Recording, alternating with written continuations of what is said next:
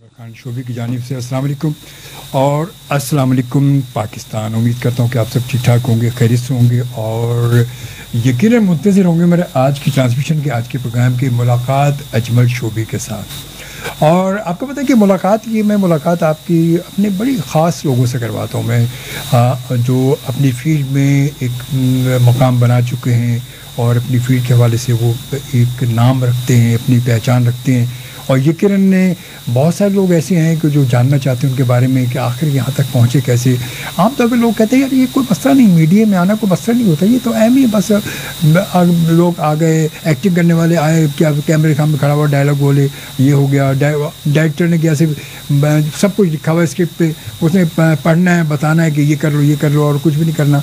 तो ये सारी चीज़ें कहते हैं कि दूर के ढोल सुहाने, तो दूर के ढोल वाकई बड़े सुहाने होते हैं। दूर से हम देख के हमें लगता है कुछ भी नहीं है, मगर जब हम ज़ाती तौर पर कहते हैं उस चीज़ में, उस हर फील्ड में जब हम ज़ाती तौर पर शामिल होते हैं उसमें और देखते हैं और करने के लिए जाते हैं तो पता चलता है कि ये यहाँ पर दाल कैसे गलती है और ये दाल हंडिया पकती कैसे है, ये तो ये उसके बाद पता चलता है। तो हमारे साथ आज जो हमारी शख्सियत है वो भी यकीनन इस फील्ड के वाले से एक बहुत बड़ा नाम रखती है माशाल्लाह और बहुत ही सीनियर है माशाल्लाह।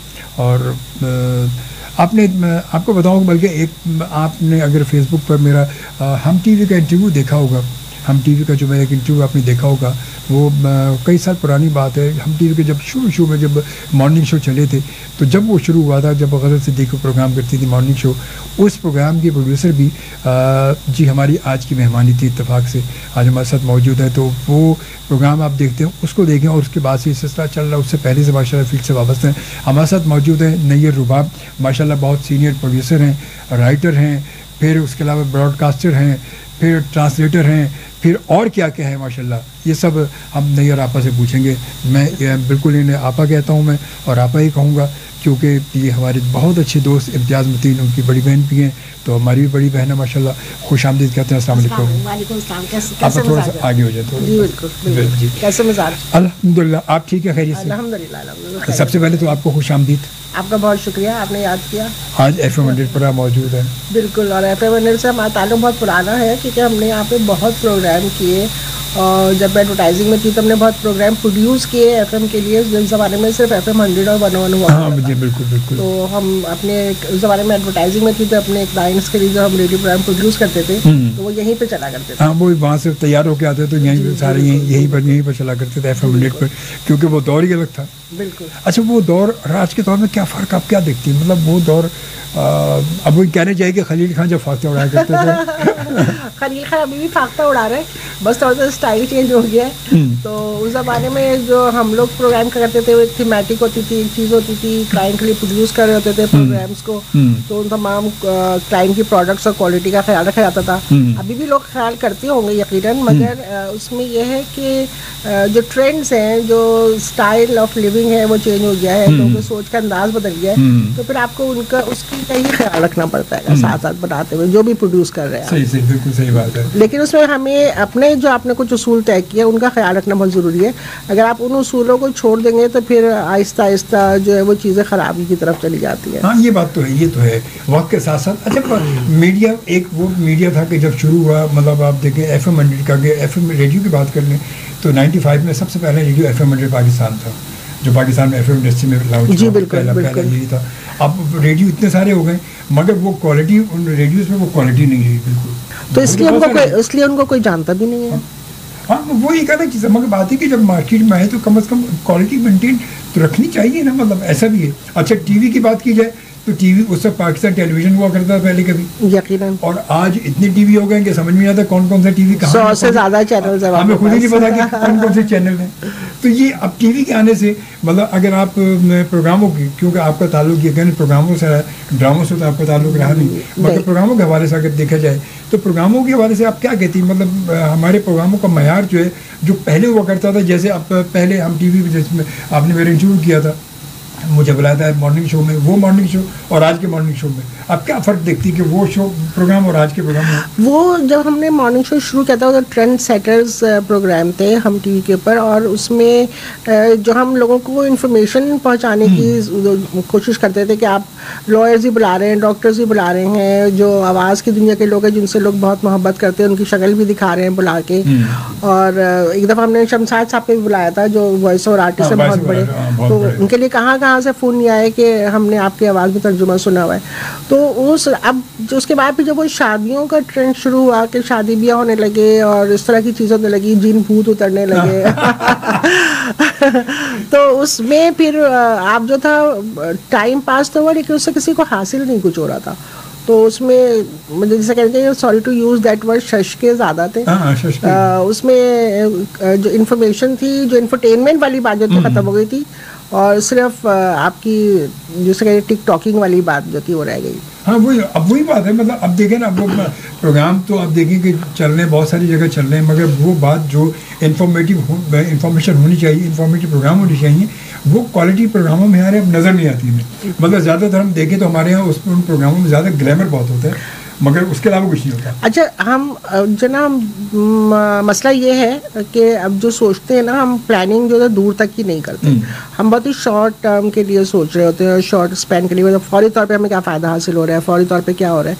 आप ये नहीं देखते कि उसकी पेनिट्रेशन क्या है, लोग क्या, मतलब कुछ प्रोग्राम जो थे, मतलब जैसे अभी मैंने रमज़ान ट्रांसमिशन की समा से, तो उसमें नूर होस्ट थे, और नूर ने बहुत साल पहले, कोई 10-12 साल पहले जो था वो हम टीवी से भी रमज़ान ट्रांसमिशन, और हमें इंतहाई हैरत हुई जब कॉलर्स ने उन प्रोग्राम्स का जिक्र किया कि हमने उस प्रोग्राम में था और आपने ये को बुलाया था। उनको मेहमान भी आते और लोग भी आते। उसके अलावा देखिए, और हर साल रमज़ान ट्रांसमिशंस होती हैं और हर साल, लेकिन 10-12 साल पहले की ट्रांसमिशन को जिक्र नहीं करता। तो इसका मतलब है कि हो सकता है, मतलब दुनियावी एतबार से आपकी वो रेटिंग नहीं आ रही हो और चीज़ें नहीं हो, लेकिन रिकॉल और आपको याद रह जाना वो बहुत ज़रूरी बात होती है, जिसके बारे में हम आजकल सोचते नहीं हैं। सही बात है। अच्छा, आप एक बात यूँ करते हैं, थोड़ा सा मुझे बताएं कि आप इस मीडिया की तरफ आई कैसे? मतलब ये तो पुरानी बात है, तो उस दौर में तो मीडिया को मतलब अच्छा खानदानों में अच्छा समझा नहीं जाता था। वो इससे इत्तेफाक से आ गए। वो इत्तेफाक कैसे हुआ? वो इत्तेफाक ऐसे हुआ कि जब हम यूनिवर्सिटी पढ़ के निकले तो FID पब्लिक सर्विस कमीशन में इंटरव्यूज़ हो रहे थे, वहाँ पे मेरा सिलेक्शन हुआ। पूरे पाकिस्तान से 4 लोग सिलेक्ट हुए थे, उसमें से एक मैं थी। अच्छा, लेकिन उन्होंने मुझे पोस्ट किया था एक दूसरे शहर में, इंटीरियर सिंध में, और सब उस जमाने में बहुत दुबले पतले धान पान से होते थे, तिनका जैसे। तो मेरे अम्मा पापा को सब ने डरा दिया कि आपने इसको कहाँ भेज रही हैं और ये अकेले कैसे रहेगी और ये होगा, तो वो मना कर दिया कि आप देते। लेकिन वो ये था कि सिर्फ हॉबी रहेगी, वो प्रोफेशन नहीं बनना था। नहीं था, सही बात है। तो लेकिन फिर वो इस तरह से प्रोफेशन बन गया, और फिर मैं एडवर्टाइजिंग में आ गई। और फिर क्योंकि पहला उस्ताद, पहला इदारा ही बेहतरीन मिला, तो उसके बाद फिर बस आगे बढ़ते चले गए। तो पहले उस्ताद आपके कौन थे? जावेद जब्बार साहब। क्या बात है, वो मतलब वो गुरु बिल्कुल, मीडिया गुरु कहना चाहिए। बिल्कुल बिल्कुल, उन्होंने इतना सिखाया। फिर जो था हमें हमारी आंखों को ट्रेन करना सिखाया। उन्होंने कहते थे अपनी गलती पे खुद नजर डालो, जैसे कोई दूसरा बताया आप खुद अपनी गलती ढूंढे। ये बहुत बड़ी बात है। बिल्कुल। अच्छा, आजकल यही तो नहीं होता। आजकल हम दूसरों पे नजर डालते हैं, अपने पे नजर डालने की कोशिश करते ही नहीं ना। हम तो कहते हम तो हैं ही सही, हम तो यही सही, ये गलत है, हम तो यही सही। नहीं, वो तो हमारी बहुत इस लिहाज से बहुत ट्रेनिंग की। और एक आप जो पुराने लोग हैं शायद जानते होंगे, मिर्ज़ा साहब थे, उनका एक स्टूडियो होता था कमर्शियल फिल्म। उन्होंने हमारे कानों को ट्रेन किया कि जब हम कोई रिकॉर्डिंग कर रहे होते थे, कोई म्यूज़िक बना रहे होते थे, कुछ कर रहे होते थे, कि भाई आपको पता होना चाहिए कि यहाँ पे कोई चीज़ बेसुरी हुई है या क्या हुआ है, या कोई आवाज़ सही नहीं है, क्लैरिटी ऑफ वर्ड नहीं है, कुछ नहीं है, तो ये चीज़ आपकी ट्यून होनी चाहिए। आपको पहली दफ़ा सुनते ही आपको समझ लेना चाहिए। तो ये कानों की तरबियत उन्होंने की, आँखों की और दिमाग की तरबियत जो थी वो जावेद साहब ने की। तो फिर उससे ये होता कि फिर बाद में उसमें बहुत दफ़ा मुझे मसला भी होता था। कभी कहते थे कि यार क्या नहीं यार, आप हमेशा कुछ ना कुछ निकाल के चली जाती है। सही बात है। तो मैंने उससे ही कहती थी, वही कहती थी मेरे निकालना बेहतर है, वैसे कि आपके आपके मैनेजमेंट आके आपकी गलती निकाले। अभी तो मैं बता रही हूँ तो हम तक ही रहेगी ये बात, बाहर नहीं जाएगी। लेकिन अगर कोई चीज़ जो है आपके बिग बॉसेस आके देखें और पिन पॉइंट करें तो वो बुरी बात है। बिल्कुल सही बात है। अच्छा, ये तो सिलसिला रहा, फिर उसके बाद अब आप जो टीवी तक जब पहुंची हैं, टीवी तक वहाँ से कैसे पहुंची? एज ए प्रोड्यूसर आपने मतलब चैनल बहुत सारी ट्रांसमिशन आपने की, पाकिस्तान टेलीविजन किया, फिर समा किया और बहुत सारे मतलब आप करती रही, तो यहाँ तक ये फिर कैसे पहुंची कि यहाँ पर लाने? एक तो बहुत बड़ा काम होता है इतनी बड़ी ट्रांसमिशनों को देखना या किसी चैनल पर बाकायदा तौर पर एज ए प्रोड्यूसर आपने ज्वाइन करना। तो वो प्रोड्यूसर तो वो होता है कि जो पूरी तमाम चीज़ों का बादशाह होता है ना, वो कि उसे तमाम सारी चीज़ें उसको वो सामने मैनेज कर रहा होता है, देख रहा होता है कि मुझे अपडेट चाहिए। तो ये तो बहुत बड़ा काम होता है। एक खातून जो है वो इतने सारे काम जो है वो बस अल्लाह मियाँ करवा देता है। लेकिन इसमें क्या था कि पहले एडवर्टाइजिंग थी, एडवर्टाइजिंग काम करते रहे, फिर बीच में गैप था कोई 8 साल का, जब बच्चे छोटे थे तो काम नहीं किया, फिर दोबारा काम करना शुरू किया तो बहुत मज़ा आता था। भूल जाती थी कि 2 बच्चे भी घर पर दो बच्चे, एक छोटे और एक बड़ा बच्चा घर पर है। अच्छा। तो फिर उस बहुत इंजॉय करते थे और एडवर्टाइजिंग से होते थे। टीवी चैनल में जाने ये भी बहुत इत्तेफाक की बात थी। अब मुझे पता नहीं था कोई हम टीवी लॉन्च हो रहा है क्या हो रहा है, तो हमारे कुलीग थे नासिता रानी, वो उन्होंने हम टीवी ज्वाइन किया था। अच्छा। तो उसने मुझे बुलाया कि हमें इसकी टीवी चैनल आ रहे हैं, उसकी लॉन्चिंग कैंपेन बनानी है। अच्छा। तो वो कैंपेन तुम लिख दो आके। अच्छा। तो मैंने कहा ठीक है, लिख देते हैं। तो वो कैंपेन लिखने के लिए गए वहाँ पे। तो मैं जाती थी हफ्ते में एक दिन, उसके कैप्शन जो शुरू में सब लगे बोर्ड्स वगैरह, आपने शायद याद हो किसी को कि टीवी खोलिए हमसे मिलिए वगैरह, वो सारे कैप्शन ये हम सब के लिए, और इस तरह की थीम लाइन उसकी सब चीज़ें डेवलप की। तो एक दिन ऐसी बैठी हुई थी तो मेरे पास एक स्क्रिप्ट रखा हुआ था, वहाँ पे किसी कोई शूट करने जा रहे थे। तो मैंने देखा वो मतलब बेचारा बहुत बुरा अच्छा स्क्रिप्ट था। अच्छा। तो मैंने कहा कि अगर आप कहें तो मैं उसको रीराइट कर दूं। तो उन्होंने कहा कि आप तो कैंपेन बना रही हैं तो आप क्या लिख लेंगी उसको? मैंने कहा हाँ चले कोशिश कर लें। चले आप यूँ करते कि हम बात को कंटिन्यू करते हैं, ब्रेक का वक्त है। हाँ बिल्कुल, ब्रेक ज़रूरी है, आपको बताया कि ब्रेक बहुत ज़रूरी है। तो हम इस बात को कंटिन्यू करेंगे, कैंपेन को आगे बढ़ाएंगे बिल्कुल, मगर ब्रेक के बाद। और आपने हमारे साथ रहना, हमारे साथ मौजूद है नैयर रुबाब, माशाल्लाह सीनियर प्रोड्यूसर हैं, राइटर हैं, और उसके अलावा फिर जो है वो आपको पता कि बहुत सारे मतलब ट्रांसलेटर हैं। फिर मेरे ख्याल में कहने के पोइट्री का भी सिलसिला रहा होगा कह रहा है ना। बिल्कुल। तो बहुत कुछ है, बहुत सारी बातें होंगी।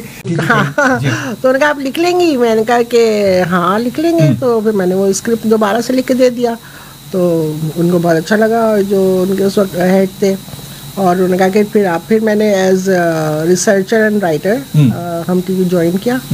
फिर शुरू में तो सिर्फ स्क्रिप्ट्स और चीज़ें, मुख्तलिफ शोज़ होते थे वहाँ पे, वो करते थे कि दो कैटेगरीज थे, उस शोज़ थे और मतलब आपका एक होम मेकर स्लॉट था और एक दूसरा वो था ड्रामा। तो ड्रामा मैं नहीं करती थी, मैं दूसरे सारे प्रोग्राम जो थे उसके स्क्रिप्टिंग, रिसर्च और तमाम चीज़ें करती थी। फिर आहिस्ता आहिस्ता फिर हम प्रोडक्शन में आ गए, प्रोड्यूसर काम करना शुरू किया। फिर जब आपकी रिलीजियस ट्रांसमिशन शुरू हुई तो पहली दफ़ा तो उन्होंने बाहर से किसी को बुलाया था करवाने के लिए, क्योंकि ज़ाहिर हमें तजर्बा नहीं था और इतनी सेंसिटिव चीज़ पे। तो वो 1 साल हमने दूसरों को काम करते हुए देखा।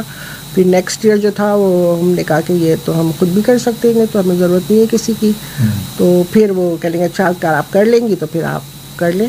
तो फिर वो जिम्मेदारी फिर मेरे ऊपर आ गई। तो उसमें रमज़ान, मुहर्रम, रबीउल अव्वल, जितने भी होते स्पेशल डेज सारे जितने होते थे वो तमाम चीज़ें फिर वो हमने करनी शुरू कर दी। और अल्लाह का एहसान है कि अल्लाह मैंने हमेशा इज्जत रखी है। माशाल्लाह माशाल्लाह। तो आपने एज अ प्रोड्यूसर जो है ये ट्रांसमिशन कौन से चैनल पे की? पहले ज़्यादातर 15-16 साल तो मैंने हम टीवी पे काम किया। उसके बाद जब छोड़ दिया था तो उसके बाद फिर मैंने एज ए फ्रीलांसर जो था पीटीवी के लिए किया मैंने रमज़ान ट्रांसमिशंस कई साल तक। और इस साल जो था वो फिर समा से किया। नूर हसन थे जी, नूरुल हसन के साथ मदिया जी बिल्कुल। दोनों बहुत अच्छा, बहुत अच्छी ट्रांसमिशन रही और माशाल्लाह। अच्छा ये कैसा तजुर्बा रहा आपको? मतलब हम टीवी पे वो आपने किया, फिर वहाँ किया, पीटीवी का माहौल कुछ अलग अलग बदलते रहे दोनों के?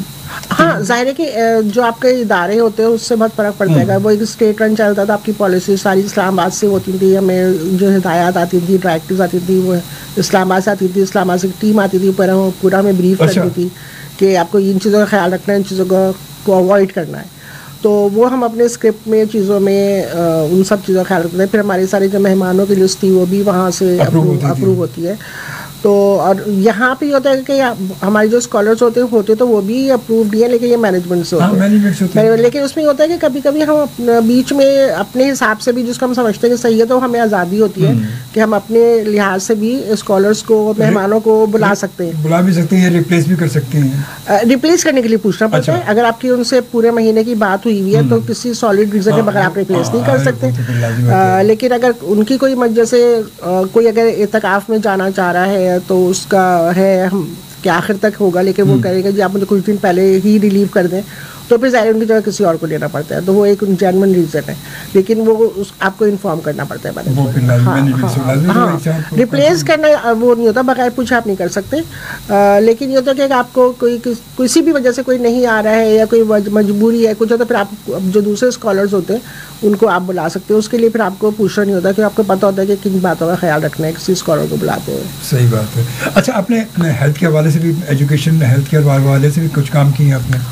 जी मैंने काम किया, बहुत ज़्यादा काम किया हेल्थ एजुकेशन। जब मैं एडवर्टाइजिंग में थी तो सोशल मार्केटिंग एक फील्ड होती है, उसके हवाले से मैंने किया। इसमें डॉक्यू ड्रामाज, डॉक्यूमेंट्रीज़, फिर आपकी बुकलेट्स, ऑडियो कैसेट्स और तमाम चीज़ें हमने डेवलप की है, क्योंकि रूरल एरियाज़ के लिए ये सारे काम होते थे, क्योंकि वहाँ पे एक्सेस नहीं है। और जो हेल्थ वर्कर है उसकी अपनी तालीमी काबिलियत भी कम होती है, और तो आप उसके ऊपर सिर्फ रिलाई नहीं कर सकते। तो आपको जो कुछ भी उसे लिखा हुआ है रिकॉर्डेड मटीरियल देना है, ताकि वो ये ना हो कि वो जुमला क्या है कुछ और समझे कुछ और अगर 3 दफ़ा जुमला दोहराएंगे 3 दफ़ा अलग अल्फाज में दोहराएंगे। तो और उसके लिए भी हमने क्योंकि मालूमात नहीं थी, तो हम बिल्कुल शहरी लोग, तो ट्रैवलिंग बहुत की, बहुत छोटे छोटे इलाकों में गए, लोगों देखा, लोगों से मिले, उनकी परेशानियों को देखा, उनकी लाइफ स्टाइल को देखा, उनके इश्यूज़ क्या है उसको देख के फिर हम वो सारा जो था वो डेवलप करते थे। कि क्योंकि हम लोग तो अगर देखा जाए तो अल्लाह का शुक्र है जन्नत में रह रहे हैं कि बेहतरीन डॉक्टर हमें अवेलेबल हैं, बेहतरीन सहूलतें अवेलेबल हैं। खुदा न खासा कोई मसला होता है तो आप बेहतरीन जगह जा सकते हैं, तो वो उन लोगों के पास सब सहूलतें नहीं है। वहाँ के इलाके के हिसाब से जी बिल्कुल बिल्कुल। तो हम थरपारकर से लेके और बलूचिस्तान और पेशावर और पूरे पाकिस्तान में उसके लिहाज से ट्रैवल किया, और बहुत बड़ी लर्निंग थी। सही से, बहुत अच्छी ये चाय आई। हमारे यहाँ कप में चाय होती है। नहीं अच्छी बात है। टीवी पे आमतौर पर कपों में चाय नहीं होती। हाँ वो मग होती है। हाँ वो मग होते हैं। अच्छा, मगों में भी नहीं होती? मग भी मैंने देखा है, वो मग रखे होते हैं बस वो। नहीं हम चाय भी डालते हैं। अच्छा। कुछ जगह होती है मगर कुछ जगह मैं जब बहुत से कुछ ऐसी जगह गया हूँ तो वहाँ मगों में मैं ज़बरदस्ती कहता भाई इसमें चाय तो डाल दो ला के, तो मैं ज़बरदस्ती कहता था यार इसमें चाय तो ला के डाल दो, कम से कम मैं खाली मग मुँह से लगाऊंगा क्या मैं? तो वो अक्सर ये होता था, वरना ये हर जगह के अपने अपने असूल होते हैं टीवी के। कभी कभी वो कहते हैं आप चाय पीते हैं? हाँ जी मैं सही से बिल्कुल आप। तो बहरहाल ये हमारे साथ मौजूद है आज हमारे माशाल्लाह बहुत सीनियर प्रोड्यूसर राइटर हैं। अच्छा एज ए राइटर आपने भी बहुत बड़ा काम किया आपने, आप फैज़ फाउंडेशन के साथ अपने। जी बिल्कुल, फैज़ फाउंडेशन के साथ हमारा कई सालों से। अच्छा ये सारी चीज़ें आप मतलब कैसे आपने की? माशाल्लाह ये सारे काम बड़े बहुत देखा जाए तो बड़े सेंसिटिव काम है ये, बहुत सेंसिटिव काम है। कोई आम से नहीं कि एम चलो एक कहानी लिख दी खत्म हो गई, कौन सी कहानी आगे कहीं जा रही है क्या जा रही, मगर सारे सेंसिटिव काम है ये। यस। तो ये इतने पे इस पे मतलब आपने अपनी ज़िंदगी को कि इन्हीं पे लगा दिया बस? नहीं, अपने घर के भी है, बच्चे हैं, अल्लाह का शुक्र है, मियाँ है, खानदान है, दोस्त अहबाब है, सब चीज़ें के साथ मैनेज करके। तो माशाल्लाह मियाँ जो है वो उन्होंने इतनी छूट दे रखी थी। देखिए उसकी घर लगा दो, घर छोड़ दो तुम सारा काम। नहीं घर बिल्कुल नहीं छोड़ेंगे, फरमाइशी खाना भी पकाती हूँ। अच्छा माशाल्लाह क्या बात है। कुकिंग वुकिंग सारी हमारे करते हैं, कोई खाना पकाने के लिए कोई हमारे यहाँ नौकर नहीं है। अच्छा। तो वो सब इस तरह की जो घर की चीज़ होती है तो घर की चीज़ें होती हैं। एंड अपनी जो है, बल्कि मैं सिलाई भी बहुत अच्छी करती हूँ। अच्छा माशाल्लाह भाई देखिए अब ये खासतौर पे ख़वातीन के लिए खासतौर पे देखें कि इतना कुछ होने के बावजूद भी, इतना माशाल्लाह मसरूफ़ रहने के बावजूद भी खाना भी खुद बनाती हैं, सिलाई भी देखें, सिलाई भी बहुत अच्छी करती हैं। मैं बल्कि थोड़ी सी शो मार लेती हूँ। जी हाँ मैंने अपनी बेटी की शादी का लहंगा अभी खुद सिया, और अपनी बहू के, मेरी बहू ने कहा कि मेरे वलीमे का भी लहंगा आपने खुद सी के देंगी फिर अच्छा, फरमाइश हो गई वो। हाँ, तो मैंने कहा कि चले ठीक है, इससे अच्छी क्या जरूरत है, क्योंकि उससे यार एक इमोशनल वैल्यू अटैच हो जाती है। वो तो फिर लानी कि जी अम्मा के हाथ का सिलावा, अम्मा के हाथ का सिलावा, बिल्कुल बिल्कुल। और बहू कहेगी मेरी सास ने बताते खुद देख अपने हाथ से सिए। बिल्कुल बिल्कुल। बेटी कहेगी अम्मा के हाथ से, मैं तो भाई इसको कुछ भी हिला भी नहीं सकती, इसको तो बहुत फ्रेम में लगा के उसके बाद शादी के बाद फ्रेम में रखूंगी इसको। अम्मा ने अपने हाथ से इसको तैयार किया। नहीं, फ्रेम में लग नहीं सकता क्योंकि वो बहुत बड़ा है। नहीं बड़ा मतलब उसकी वैल्यू, इमोशनल वैल्यू से बढ़ जाती है। तो क्योंकि उससे कहता है क्योंकि मेरी अम्मा भी बहुत अच्छी सिलाई करती थी, गरारे वरारे, तो वो कहती थी आपके लिए उन्होंने सिया था तो आप मेरे लिए आपको सी के देना होगा।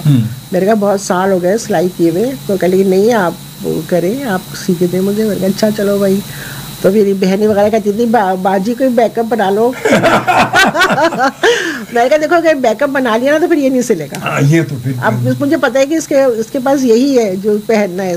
तो ये हो गया ना लाजमी जहन में कि यही है बस। हाँ, बैकअप बना ली, फिर कहेंगे चलो कोई नहीं, दूसरा तो है ना। हाँ, दूसरा तो है ना, कोई बात अगर 19-20 हो भी गया। हाँ, तो अल्लाह का शुक्र है वो दोनों चीजें जो सिल गई और बस उनकी बच्चों की ख्वाहिश पूरी हो गई। तो ये सिलाई कढ़ाई भी आपने मतलब साथ साथ सीखते रही? नहीं, हमारी अम्मा ने पता नहीं किस वक्त में सिखा दी थी। अच्छा, पहले की अम्माई में तो ऐसी होती थी ना। हाँ। कि अम्माई कहती थी कि हाँ बेटी ने जाना है घर, पराया घर जाना है, कम से कम सिलाई कढ़ाई पकाना तो इसको आना चाहिए, कम से कम जाए कि वो बात है जब अच्छा खिलाएगी अच्छा पहनाएगी तो तभी तो जाके इसकी इज्जत होगी। अच्छा, मेरी दादी एक चीज़ कहती थी, मेरी दादी कहती थी कि आपको तमाम काम अल्लाह करेगा, आपके पास इतने नौकरों को कुछ ना करना पड़े, लेकिन आपको तमाम काम आने चाहिए, क्योंकि नौकरों से करवाने के लिए भी आपको चीज़ का सीख आना ज़रूरी है, वरना आपको बहुत ही उल्लू बनाएंगे। नहीं, ये हकीकत। अच्छा, ये तो बात के घर के कामों के अलावा भी फील्ड में भी अगर आप किसी डिपार्टमेंट के हेड बन गए और आपको उसमें डिपार्टमेंट को उस काम का पता ही नहीं है तो क्या होगा वहाँ पर? तो जाहिर है। तो इस वक्त हम देखें ना, मैं बहुत सारे चैनल्स को भी देख रहा हूँ, बहुत सारी जगह मैंने देखा है कि वो जो उनके जो हेड बन के बैठे हैं उनको शायद अली भी नहीं पता होगा। उन्होंने कभी जिंदगी में उनको बुरा लग जाएगा। नहीं लगता रहे, बुरा लगता रहे वो तुम। अच्छा, मैं इन चीज़ों से पाक हूँ, मैं कहता हूँ लगता रहे कौन सा हमें कौन सा वो। हमारे यहाँ तो आजकल टैलेंट पे तो काम मिलता ही नहीं ना। हाँ, हमारे टैलेंट पे काम मिलता है, ये तो इस बात की आप भी कमाओगी। बिल्कुल। हमारे यहाँ तो आजकल जो है वो हर काम, चाहे वो एक्टिंग हो चाहे कुछ हो, वो ज़्यादा ताल्लुकात पे। हमारे अदाकारों की बात की जाए तो वो सारे लॉबी सिस्टम चल रहा है जो जहाँ चल रहे हैं, या भी पर्ची चलती है। तो हम तो भाई जो है जो स्ट्रेट फॉरवर्ड, बिल्कुल सीधी बात है, मुंह फट पड़े मुंह फट से लोग हैं, तो हम तो ये सिलसिला लाजमी, तो ये बड़ा ज़रूरी है। अच्छा, में जब आपको सारे काम अपनी फील्ड के हवाले से पता हो और फिर जब आप उस डिपार्टमेंट के हेड बन जाएं या उस चैनल के या उस इदारे के हेड बन जाएंगी तो आप उसको और ज़्यादा अच्छा ब्रीफ कर सकते हो, उसको ज़्यादा इम्प्रूव कर सकते हो, उसको ज़्यादा अच्छा लेकर चल सकते हैं ना, जब पता हो। देखिए कोई भी जगह हो, चाहे वो चैनल हो या कोई भी इदारा, कोई भी इवन घर के अंदर भी, अगर आपके पास जो पोजीशन है आपको उसके बारे में नहीं आता तो सबसे बड़ा मसला ये होता है कि आपके अंदर एक इनसिक्योरिटी पैदा होती है, और वो इनसिक्योरिटी आपको बजी उल्टे सीधे काम करवा रही होती है, क्योंकि आपको हर वक्त ये खौफ होता है कि भाई कोई दूसरा भी जगह ले लेगा। हालांकि देखिए जो अल्लाह मैंने जिसके लिए जीत रख दिया है वो उसके पास ही रहना है, उसके पास ही वो यकीन आपको जो ना वो इनसिक्योरिटी वो यकीन नहीं होने देती। अगर आपको अपना काम आता है तो आपको यकीन होगा जब तक मेरा काम मैं कर रही हूँ, अल्लाह ने मुझे इतनी सलाहियत दी है, तो जो जब तक यहाँ पे है यहाँ पे होना है होता रहेगा, और जब जिस दिन ये काम ख़त्म हो जाएगा यहाँ से मेरे लिए वो ख़त्म हो जाएगा, ना कोई रोक सकता है ना कोई रुक सकता है। ये यकीन हमारा पुख्ता होना, लेकिन ये यकीन होना बहुत ज़रूरी है। हाँ, यकीन, अगर यकीन नहीं है तो फिर कुछ भी नहीं है, क्योंकि यकीन ही सबसे बड़ी बात है। हमारे कहते हैं ईमान की हमारी शर्त यकीन है। बिल्कुल, पहली शर्त ये है कि हमारा यकीन पुख्ता होना चाहिए। लेकिन वो पहला लफ्ज़ ही क्या है, ला। हाँ, नहीं है कोई, तो जब आपने कह दिया नहीं है कोई तो बस बात खत्म हो जाती है। तो फिर बात कोई बची नहीं, वहाँ बात खत्म, बिल्कुल बात खत्म हो जाती है।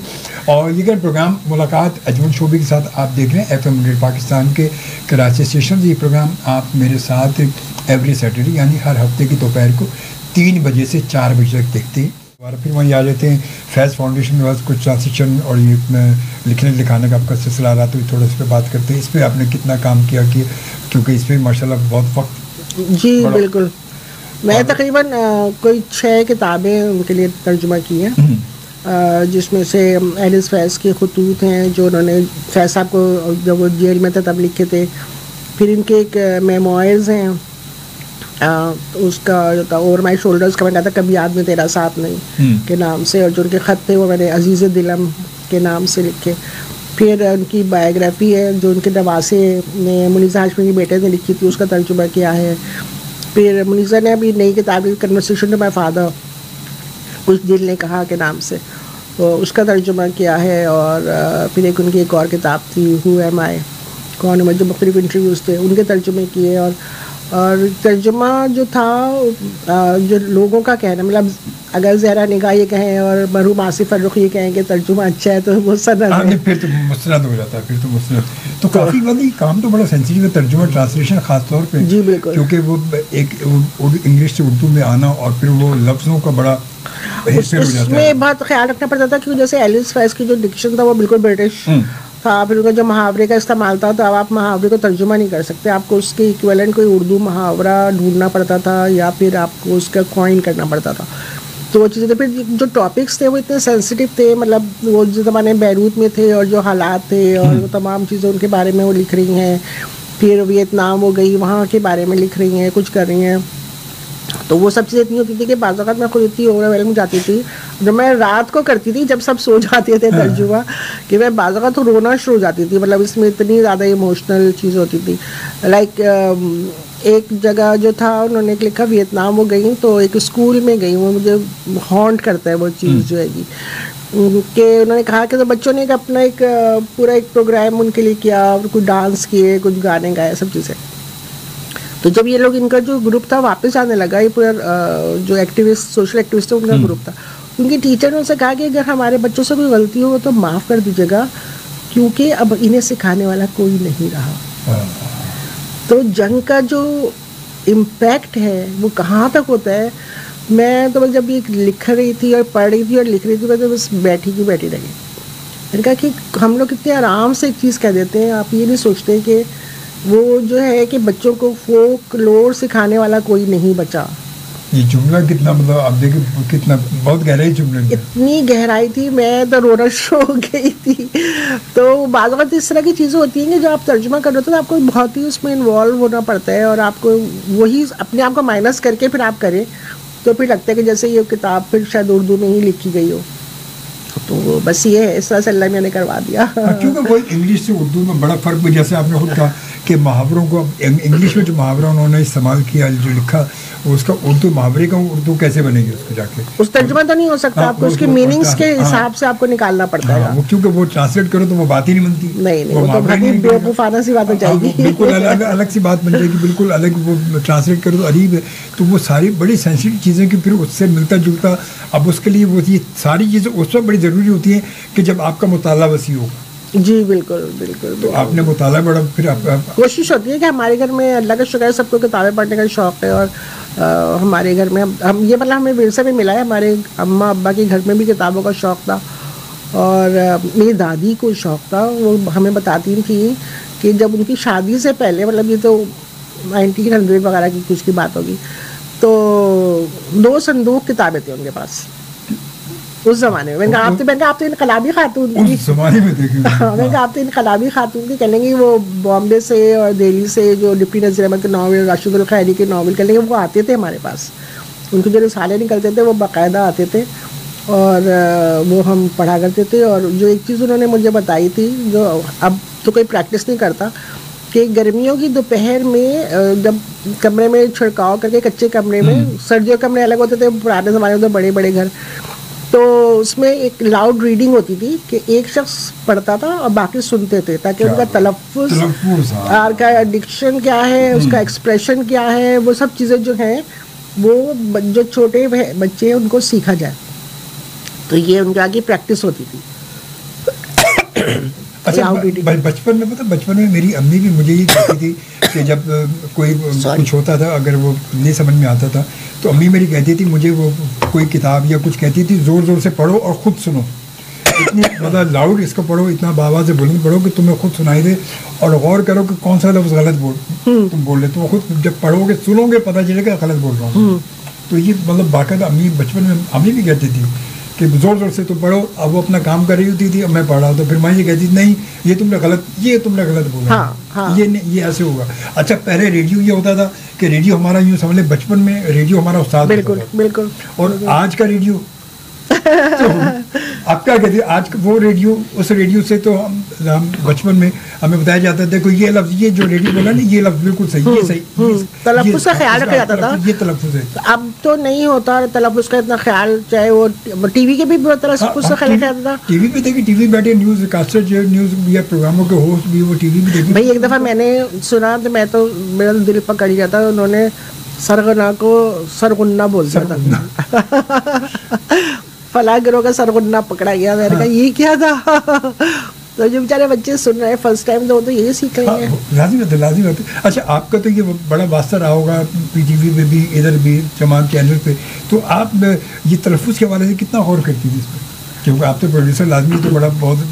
देखिए जो हमारे होस्ट होते हैं, खैर नूर के वजह से एहसन खान के साथ मैंने बहुत काम किया है और लोगों के साथ काम किया, वो जब मैं कोई चीज़ लिख के देती थी और कोई लफ्ज़ उनको समझ में नहीं आता था तो मुझसे पूछ रहे थे कि नहीं रहा पाए, मुझे इसका तलफ़ुज़ बता दें, या अगर उनको मुश्किल लग रहा था कहते थे ये लफ्ज़ बदल दें, ये मैं गलत कर जाऊँगा तो आप इस लफ्ज़ को चेंज कर दें। तो फिर मैं वो लफ्ज़ चेंज कर देती थी कि भी ठीक है, आपको चीज़ तो जो ऑन एयर जा रही है वो आपकी जितनी भी परफेक्ट हो सकती है वो जानी चाहिए, तो उसमें फिर हम इस तरह से कर लेते थे। और अगर जो हम वॉइस ओवर रिकॉर्ड करवा रहे होते थे, जैसे किसी की नरेशन रिकॉर्ड होनी है या कि हेल्थ एजुकेशन के प्रोग्राम हम रिकॉर्ड कर रहे थे, तो उसमें फिर वो तो क्योंकि रिकॉर्डिंग हो रही थी तो उसमें बहुत तलफ़ुज़ का ख्याल रखा जाता था। बल्कि आपको याद होगा कि जो स्टूडियो था उसमें हमेशा डिक्शनरी होती थी मेरे साहब के पास, फ़ौरन तो डिक्शनरी खोल के बैठ जाते थे। लोग कहते थे बुआ इसमें तो ये लिखा है, वो मुझे बुआ कहते थे। कहते थे बुआ इसमें देखो ज़ेर ज़बर का मसला तो नहीं आ रहा, तो हम कहते फ़ौरन चेक कर ले। तो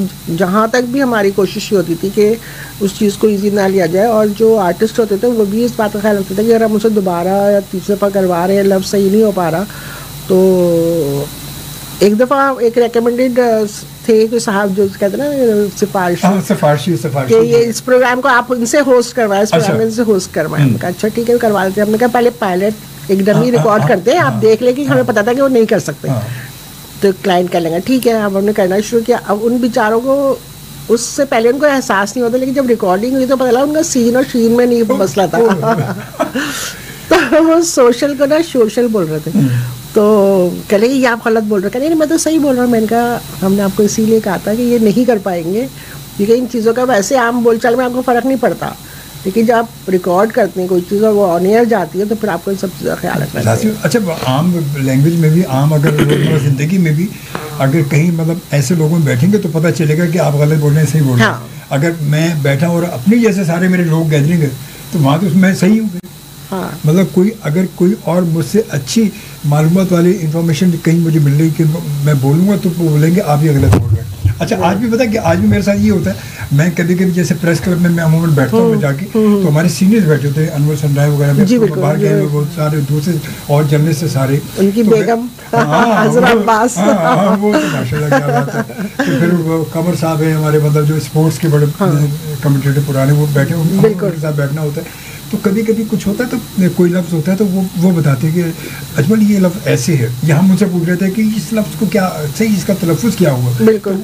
तो हमें आज भी शर्म नहीं आती पूछने में कहीं शर्म, हमेशा लर्निंग तो every day is a learning day. और क्या, तो वो आज भी हम ये कोशिश करते हैं कि अपने सीनियर्स ऐसे लोगों के साथ बैठे कि जिनसे कुछ हमें हासिल हो जाए, बजाय अगर हमारी गुफ्तगू भी हो रही है। अच्छा, खासतौर पर ये भी होता है कि हम अपने सीनियर साथ बैठते हैं तो अपना मुंह बंद रखते हैं। बचपन में वालिद ने वालिदा ने कहा बेटा अगर तुम्हें सीखना हो ना तो हमेशा अपने से बड़ों के दरमियान जब बैठो तो अपने कान खुले रखो, मुंह बंद रखो। बचपन से मेरे वालिद ने वालिदा ने हमेशा कहा कि जब अपने बड़ों के दरमियान में बैठो तो मुंह बंद रखना, कान खुले रखना। सही सही, ताकि जो कुछ आप सुन रहे हैं वो उसको अपने अंदर उतार लें। हाँ, उतार लो, मतलब बोलने, क्योंकि वो बड़े आपसे बड़े हैं और आपसे ज़्यादा तजुर्बे वाले लोग हैं, वो जो कुछ बोलेंगे उनके दरमियान में आपका बोलना बनता ही नहीं है, क्योंकि आपकी वो ना इंफॉर्मेशन होगी, ना मालूमात, ना इतना तजुर्बा आपका। तो इसलिए कान खुले रखोगे तो उनके तजुर्बात जो होंगे वो जब तुम उनकी बातें सुनोगे उससे तुम्हें बहुत कुछ मिलेगा, वो तुम्हें आगे फ़ायदेमंद रहेगा, बजाय इसके बोलने से अपनी वो। और वो आज भी मैं वही काम देखता हूँ, मगर हमारे आजकल की जो हमारी जनरेशन है वो ज़रा इस चीज़ से बड़ी दूर है। आपने देखा ही होगा कि वो नहीं, मैं आज की जनरेशन को नहीं कुछ शुरुआत ठहराती। लोग बहुत ज़्यादा बुरा भला कह रहे होते हैं बेचारे बच्चों को। मेरी पूरी हमदर्दी उनके साथ है, वो इतने बुरे बिल्कुल नहीं है, वो बहुत अच्छे हैं। और लोग कहते हैं किताबें पढ़ने का शौक़ नहीं है, किताबें पढ़ने का शौक़ अभी भी है बच्चों को, अगर आप उनको वो शौक़ दिलवाएं। मतलब मैं कैसे दिलवाएं? मतलब अब बच्चे तो बच्चों के हाथ में मोबाइल है। नहीं आप मतलब मैं अपने ऑफिस में थी तो मैं हमेशा लेक्चर देती थी। मैं कहा तुम 500 रुपये के लिए आगे बर्गर खिलाते हो, कभी तुमने 200 रुपये की किताब दिलाई उनको? नहीं। तो मैं एक छोटे से बच्चे को, 4 साल के बच्चे को तुम जाके बर्गर खिला रहे हो, चीज़ें कर रहे हो, तो एक दफ़ा मत खिलाओ, उसको किताब दिलाओ। उसको किताब तो हाथ में दो, उसके फाड़ेगा, ख़राब करेगा, कुछ करेगा, लेकिन उसको आदत तो पड़ेगी किताब की। तो आप किताब की आदत ही नहीं डाल रहे बच्चों को, तो आप बड़े होकर तवक्को कैसे करेंगे कि अचानक से वो किताब का शौकीन होता है? ये तो आपको बिल्कुल शुरू से करना पड़ता है। दूसरी चीज़ ये थी कि जब आप उनको कहते हैं कि बहुत ज़्यादा बोल देंगे, आजकल के बच्चे जो है ना, हमारे मन में ये फ़र्क था कि हमने जब हमारे बड़ों ने कह दिया कि अच्छा बस खामोश, तो हम खामोश रहते थे। आज का बच्चा कहता है अगर आप मुझे खामोश कर रहे हैं तो मुझे इसकी दलील दीजिए। तो अगर आपके पास दलील नहीं है तो आपकी बात क्यों सुनेगा, और आपके पास दलील है तो आपकी बात सुनेगा भी, मानेगा भी। लेकिन उस दलील को बताने के लिए आपको कुछ खुद भी पढ़ना सीखना पड़ेगा। हमारे आज के बच्चे तो मतलब वो यही बात सामने आ जाती है फौरन, जब उनसे कोई बात की जाए कहते हैं ये आपका काम नहीं है, आपके पुराने दौर की बात कर रहे हैं। अच्छा देखिए, वो दौर अलग था, अब दौर अलग है। हाँ बिल्कुल सही कह रहे हैं। एक मेरा उसूल हमेशा रहेगा कि जब हम ये बात कहते हैं, और मैं दूसरे पेरेंट्स को भी कहती हूँ, और मैंने हमेशा खुद भी इस पर अमल किया है, कि जब हम ये कहते हैं ना हमारे ज़माने में नहीं होता था, तुम ऐसा क्यों कर रहे हो, तो आप पुराने ज़माने के हैं, तो आप उन बच्चों को जो आपसे कोई 30-40 साल बाद के हैं या 25, तो आप उनका पीछे क्यों खींच के ला रहे हैं? आपको उनके बराबर में जाना चाहिए। आपको उनकी ज़रूरतें, उनके परेशानियाँ, उनके मसाइल, उनके चैलेंजेस को समझ के उनके बराबर आपको आगे कदम बढ़ा रहे हैं, उनको पीछे मत घसीटें। तो हमारे वहाँ नॉर्मली हम कभी पीछे घसीटने की कोशिश कर रहे होते हैं अपने औलाद को, तो वो नहीं करें, बल्कि आप खुद अपने आप को अपग्रेड करें, आगे बढ़ें उनकी। क्योंकि हम जब पढ़ते थे हमें कोई फिक्र ही नहीं होती थी। आजकल के बेचारा बच्चे तो मॉन्टेसरी में एडमिशन के लिए परेशान। अब तो भाई तो उनके चैलेंजेस तो देखे ना, बच्चा हमें तो यूनिवर्सिटी में पढ़ने में एडमिशन में कोई मसला नहीं था, तो अब आजकल के चैलेंजेस बहुत फ़र्क हो गए। अब आज तो वही बात है, मॉन्टेसरी के एडमिशन के लिए जाओ तो पहले वालिदैन का इंटरव्यू होता है जी। मतलब अब वालिदैन बेचारे वो, अब वालिदैन पुराने दौर के अगर होंगे या थोड़ा पीछे थोड़ा होंगे तो वो आज के इंटरव्यू में कैसे कामयाब होंगे? फिर ये बड़े मसाले होते हैं कि जी आपके तो बड़े आपकी तो अपनी वो नहीं है, फलाना नहीं, तो इसलिए बड़ा मुश्किल हो जाएगा। तो आप बच्चों को कैसे अपग्रेड पढ़ाएंगे, कैसे नहीं? तो इसलिए ज़रूरी है, देखिए ना हमारे यहाँ नॉर्मली एक तो हमारे यहाँ जो माशरे का तरीका है वही किएगा कि अब बच्चे बड़े हो गए, अम्मा बाप ने आपको छोड़ देते हैं। ये तो अच्छा, हालांकि उनको ये सुन जाइएगा जितने आप स्मार्टली ड्रेस्ड अप होंगे आपका बच्चा उतना ही प्राउड फील करेगा कि ये मेरे अम्मी अब्बा है, इतने प्रेजेंटेबल है, और वो जो है मेरे दोस्तों के से अम्मी अब्बा ज़्यादा अच्छे ड्रेसअप हुए हैं, अच्छे तरीके। तो आप अपने बच्चों का प्राइड ख़राब नहीं करें। अरे भाई अब हमारी उम्र नहीं रही है, वो कहेंगे क्यों नहीं रही भैया, हाँ आप हमेशा उम्र रहती है। चल, शायरी का कभी शौक रहा आपने? शायरी की कभी, जब इतना कुछ लिखना पढ़ना? हाँ, जो तालिब इल्म के ज़माने में शायरी भी की और वो छपी भी, मतलब अल्फाज में, नई कदरे में, मतलब सीप में। फिर उसके बाद छोड़ दिया, फिर जिंगल्स लिखे। अच्छा, कौन से जिंगल लिखे? बहुत सारे जिंगल्स लिखे, उस पर मिचल्स के लिए लिखे, रफ़ान के लिए लिखे, डेंटोनिक टूथपेस्ट का लिखा। अब खुल के मुस्कुराया, बड़े हिट हुए माजी में। जुबली चॉकलेट का था, वो हुआ था, कॉर्नेटो का था वो था, और ये जो डेंटोनिक का जो था हमने लिखा था, डेंटोनिक ने जब टूथपेस्ट निकाला था तो उसका जो थीम लाइन थी अब खुल के मुस्कुराए हम। तो वो जिंगल और वो कमर्शियल ऐसा था कि उससे पूरा ट्रेंड आपका टूथपेस्ट एडवर्टाइजिंग का चेंज हो गया था। क्योंकि उससे पहले सिर्फ आप खुशगवार सांस और ये और उसकी बात होती थी। खुल के मुस्कुराने की बात कोई नहीं करता था कि अगर आप कॉन्फिडेंट हैं तो आप खुल के मुस्कुराएंगे। आपके दांत चमकदार होंगे आप खुल के मुस्कुराएंगे, दांत पीले होंगे तो आप नहीं मुस्कुराएंगे मुंह बंद करके। तो वो एक ट्रेंड सेटिंग जिंगल था जो हुआ, और इस तरह से बहुत सारे जिंगल्स हैं, मुझे तो अब याद भी नहीं रहे कितने सारे लिखे थे। तो जितने हमारे प्रोडक्ट्स होते थे उन सब के लिए जो जिंगल्स थे वो। तो कैसे, मतलब वो जब उनके लिए आप जब टैगलाइन लिखती थी उनकी वो कैसे, फिर कैसे आप कैसे उसको तो चीज़ सामने एक कि ये बिस्किट है, बिस्किट के बाद मैंने कोई लिखना तो कैसे वो, मतलब ये भी बड़ा दिमाग की बात है। नहीं बिल्कुल होता था, उसकी एक पर्सनालिटी होती है, एक चीज़ होती है कि कॉन्सेप्ट क्या होगा, किस तरह से करना है, हमें किस चीज़ पे लेना है, उस पर पूरी ब्रीफ होती थी, डिस्कशंस होते थे। हम लोग आपस में, जो हमारी टीम होती थी क्रिएटिव टीम, जिसमें फिल्म वाले भी थे, आपके जो क्लाइंट सर्विस के लोग थे, वो सब लोग बैठ के उस पर डिस्कशन करते थे। फिर उसके बाद ये था कि भी हमें ये बेसिक चीज़ है, चाहे वो मसाला हो या कोई भी चीज़ हो, कोई भी चीज़ हो। तो उसमें फिर उसके बाद फिर मैं कहती थी अच्छा ठीक है मुझे थोड़ा सा टाइम दो करने के लिए, तो फिर हम उसके ऑप्शंस बनाते थे। तो उसमें फिर ये होता था कि जो थीम लाइन निकल के आ रही है वो कि मुस्कुराहट की अगर बात करें तो फिर उसी के गिर्द कोई चीज़ जो है वो इन्वॉल्व होनी चाहिए। तो फिर उसकी तरह से थीम लाइन बनी थी, अब खुल के मुस्कुराए हम।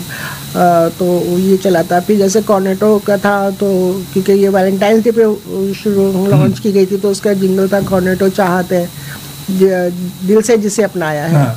तो ये एक बहुत हिट हुआ था। तो इस तरह से बहुत सारे जिंगल्स हैं। अच्छा, आपने इतने सारे प्रोग्राम की बच्चों के हवाले से, हमारे मीडिया में बच्चों के प्रोग्रामों की बहुत ही कहत कहना चाहिए कि है कोई है नहीं जो हमारे। बिल्कुल सही। ऐसा क्यों हमारे यहाँ? उसकी वजह क्या है कि जो इसमें सबसे पहले जब मैं मॉर्निंग शो करती थी तो हमने ट्रेंड सेट किया था कि मैंने वहाँ पे सनी समर किया था 2 साल गर्मी की छुट्टियों में, कि हमने बच्चों के लिए मैंने कहा था मुझे 1 घंटा आप दे दें और बाकी प्रोग्राम जब ऐसे ही रहेगा। और वो इतना हिट हुआ था कि हमारी देखा देखी सारे चैनल ने सनी समर शुरू कर दिया था, चाहे वो शाइस्ता तीन निदाती जो भी थे वो था। लेकिन मैं हमेशा कहती रही कि बच्चों के लिए उनका ख्याल ये होता है मैनेजमेंट का कि इसमें इट्स नॉट मेहनत ज़्यादा है, प्रॉफिट कम है, तो इसलिए लोग जो है ना वो ज़्यादा उसमें खर्च नहीं करना चाहते। बट मैंने बच्चों के लिए कहानियाँ लिखी जो कुछ यूट्यूब चैनल्स हैं उनके लिए, जहाँ पे वो उन्होंने एनिमेट करके उन कहानियों को तो वो चाहते, लेकिन ज़रा उसका एक लिमिटेड उसकी वो है व्यूइंग होती है और उसमें इतना वो नहीं है। टीवी पे जो दुनिया देखती है उसके लिए सबसे बड़ा मसला यही है कि आप इन्वेस्ट करने के लिए आपके जब तैयार होंगे, आपके क्लाइंट मिल जाएगा या कुछ होगा, तो वो जो है आपके फिर प्रोग्राम बनने लगेंगे। नहीं तो अब मैं अमूमन बात करता हूँ बच्चों के बारे में, बात होती है कि बच्चों के हवाले से हमारे इतनी प्रोडक्ट चल रही हैं बेशुमार, मतलब है बच्चों के बारे से, चॉकलेट भी, टॉफी भी, चिप्स भी, पता नहीं क्या क्या चीज़ें रोज़ाना ही कोई नई नई चीज़ें आ रही होती हैं।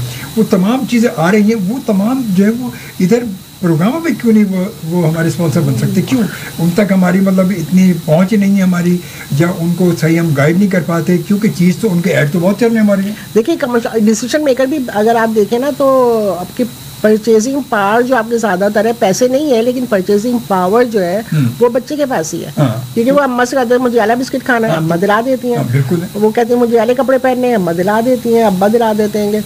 तो आपका जो असल पावर है डिसीजन की वो तो बच्चे के पास है, लेकिन पैसे अम्मा अब्बा खर्च कर रहे हैं। तो वो कंपनी वाले भी कहते हैं कि ठीक है प्रोडक्ट बच्चों की है, पैसे तो हमें खर्च करने नहीं, वो फिर भाई आपकी चीज़ अगर लगाएंगे, प्रोग्राम चल रहा है बच्चे का, बच्चे देखेंगे और उन्हीं में बच्चों की प्रोडक्ट की अगर पब्लिसिटी चल रही है तो बच्चा तो मतलब कोई भी चीज़ है, एक टॉफ़ी 5 रुपए की टॉफ़ी आजकल कम से कम 5 रुपए की है हमारे। अगर पूरे पाकिस्तान में और कुछ नहीं चल, कम से कम लगा लें 1 करोड़ बच्चे लगा लें, मतलब 1 करोड़ कम से कम 1 करोड़ बच्चे लगा देते हैं। एक टॉफ़ी अगर एक दफ़ा भी बच्चा लेगा तो 5 करोड़ रुपए आपके पास आ गए। जबकि आपके अगर कोई प्रोग्राम आप स्पॉन्सर कर रहे हो तो 5 करोड़ तो नहीं लग रहे होंगे। बिल्कुल भी नहीं, तो फिर मतलब प्रॉफिट तो फिर भी प्रॉफिट नहीं, मगर ऐसा सोचते क्यों नहीं? वो देखिए वही माइंडसेट की बात है ना। अगर आप उनको अच्छे प्रपोजल्स दें, हम लोग हमेशा कहते हैं कि भी आप टाइम दें, काले 1 घंटा निकालते। पहले भी तो आते थे टीवी के ऊपर, होते थे पहले तो बहुत कार्टून्स भी आते थे, चीज़ें भी होती थी। तो अब आहिस्ता आहिस्ता सारी चीज़ें ये कि बच्चे जो है ना वो अभी उस पर मोबाइल उनका भी थमा दिया गया है, वो उस पर कार्टून्स देख रहे होते हैं, उस पर प्रोग्राम्स देख रहे होते हैं बाहर के, लेकिन वो बाहर के हैं।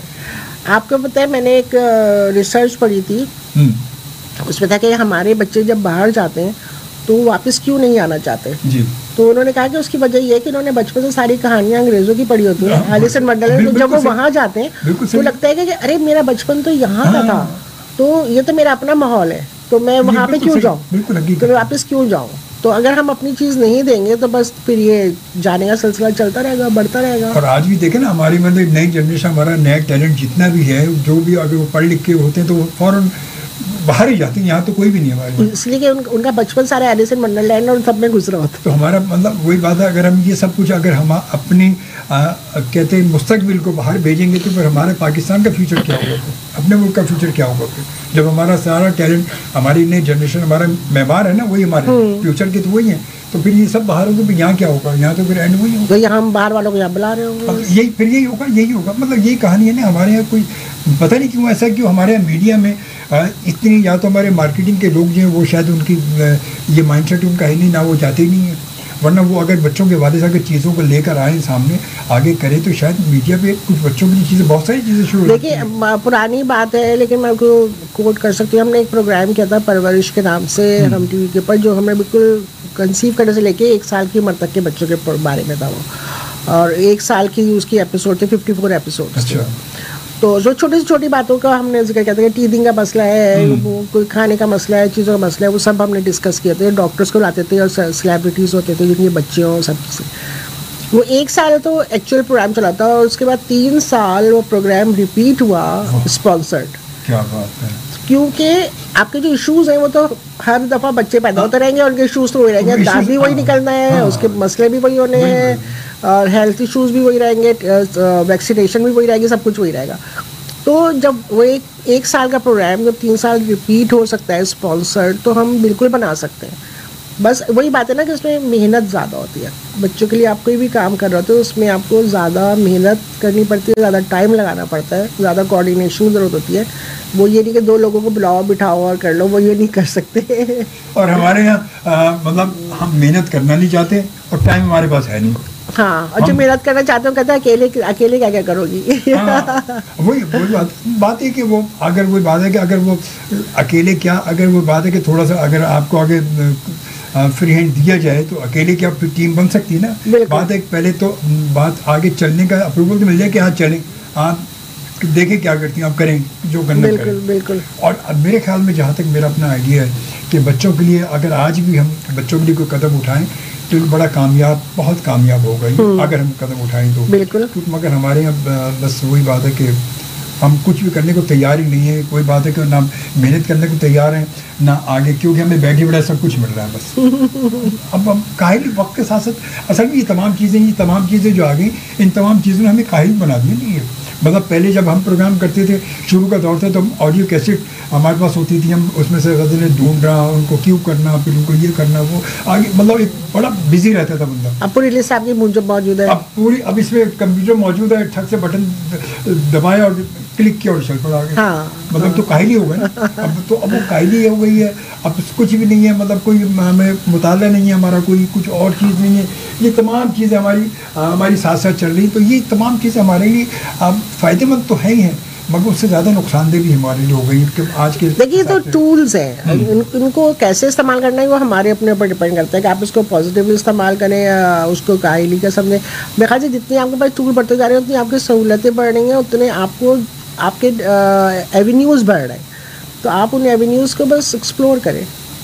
सोशल मीडिया क्या कहती है, सोशल मीडिया ने हमें क्या फ़ायदा दिया, नुकसान दिया? हमारे बाहर तो फ़ायदेमंद है, हमारे यहाँ तो देखिए हमारे यहाँ क्योंकि सोशल मीडिया पे कोई चेक एंड बैलेंस नहीं है, कोई चीज़ नहीं है। जो लोग बना रहे हैं ना, उन्होंने कोई भी बना के क्लिक्स लेनी शुरू कर दी, तो वो सबकी जो सोशल मीडिया की एक सोशल रिस्पॉन्सिबिलिटी भी है, तो वो सोशल रिस्पॉन्सिबिलिटी को समझेंगे तो फिर आप अच्छी चीज़ बना के देंगे ना, अगर नहीं समझेंगे तो बस फिर नहीं होगा। हमारे यहाँ तो सोशल मीडिया बस कहते हैं बस जो कुछ भी मुंह में आया, जो कुछ समझ में आया, जब बनाया और डाल दिया फेसबुक पे। हाँ। जाने दो, अब अच्छा बुरा बात की बात है जो क्या जगह, बस उस पर देखेंगे कि वो अच्छा लोग मेरे ये देखा आमतौर पे लोगों में देखा है कि लोग उस चीज़ को सुनते भी नहीं है, कभी कभी पढ़ते भी नहीं है, सिर्फ क्लिक एक थंब दे देते हैं उसमें। ऐसे सामने आया, थंब दिया, आगे स्क्रॉल कर दिया, चल आगे भी। हम कैसे दे रहे हैं आप किसी चीज़ को? यही तो मसला है। अब देखिए मतलब बहुत सारी चीज़ें ऐसी, मुझे बहुत सारे लोगों से मेरा रब्ता होता है, बहुत सारे मैं कहता है यार आप कौन इतना टाइम का कौन पढ़े बैठ के यार, तो थंब भी मत लगाओ।